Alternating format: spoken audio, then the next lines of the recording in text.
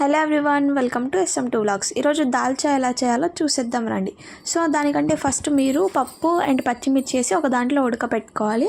ఇప్పుడు దాల్చాకు కావాల్సిన పదార్థాలు ఏంటంటే టమోటా, పచ్చిమిర్చి, క్యారెట్, ఉల్లిపాయ, బెండకాయ, వంకాయ, సొరకాయ అండ్ కొంచెం పసుపు, కారం, అల్లం వెల్లుల్లి పేస్ట్, కొత్తిమీర, పుదీనా అయితే తీసుకొని రెడీగా ఉండాలి.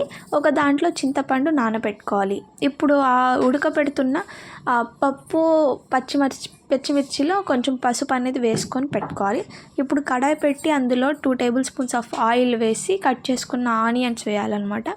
వేసిన తర్వాత కొంచెం ఎర్రగా అయిన తర్వాత 1.5 టేబుల్ స్పూన్ అల్లం వెల్లుల్లి పేస్ట్ వేసి తర్వాత కట్ చేసుకున్న వెజిటేబుల్స్ సొరకాయ, టమోటా, క్యారెట్, పచ్చిమిర్చి, బెండకాయ ఇవన్నీ అయితే వేసుకోవాలి. వేసుకొని ఒకసారి బాగా ఆయిల్లో కలిపిన తర్వాత కొంచెం సేపు అట్లే ఉంచి ఒక 1 మినిట్. దాని తర్వాత కారం 1 టేబుల్ స్పూన్ ఆఫ్ కారం, 1 టేబుల్ స్పూన్ ఆఫ్ పసుపు వేసుకొని బాగా కలపాలి. కలుపుకున్న తర్వాత మధ్యలో కొంచెం సేపు ఆగిన తర్వాత ఉప్పు కొంచెం వేసుకొని ఒక 2 మినిట్స్ కలుపుకోవాలి. కొత్తిమీర కూడా యాడ్ చేసుకోవాలి.